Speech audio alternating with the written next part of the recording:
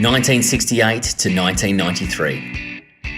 The world was moving forward at an exceptional rate. Colour TV was here. One war had ended and another begun. Video games were in our homes, the king was alive, and Beatlemania was in full swing.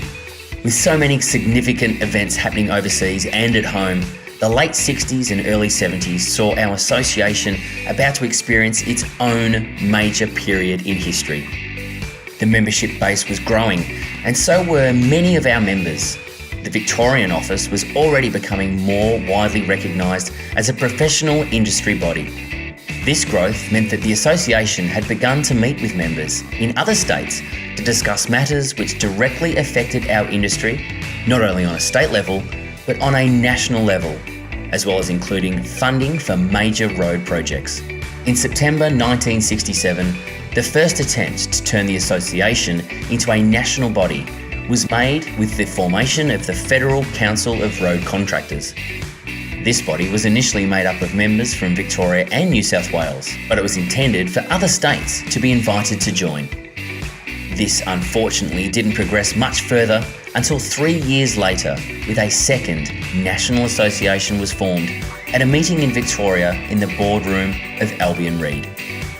This meeting was attended by representatives from Victoria, New South Wales and Queensland, and resulted in the first national association being formed, the Australian Road Contractors Association, which would later change its name to the Earth Movers and Road Contractors Association of Australia.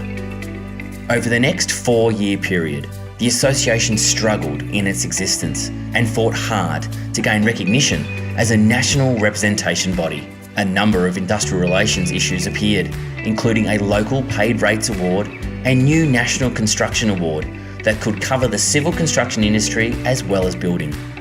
However, the current association could not have any impact or influence without being registered by the Industrial Relations Commission.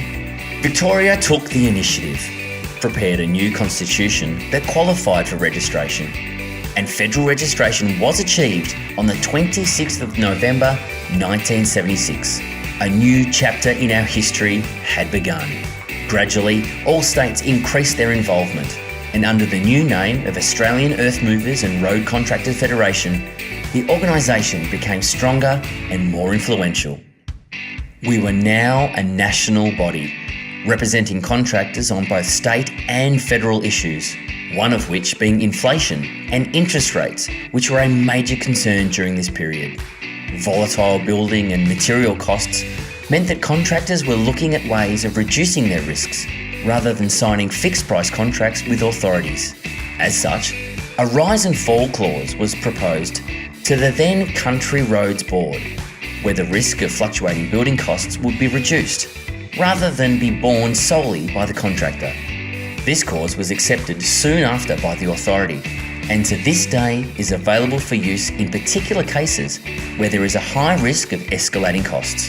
The years that followed continued to see the association expand out to Victorian regional offices, including Geelong, Ballarat, Bendigo, Gippsland, Warrnambool, Shepparton, Wangaratta and Albury-Wodonga.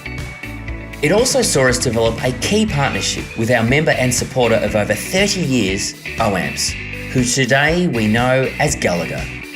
The OAMPS-Gallagher relationship with the civil industry goes back over 40 years and was driven by the need to develop contracts which could provide protection and concepts that had not been readily available in traditional insurance markets.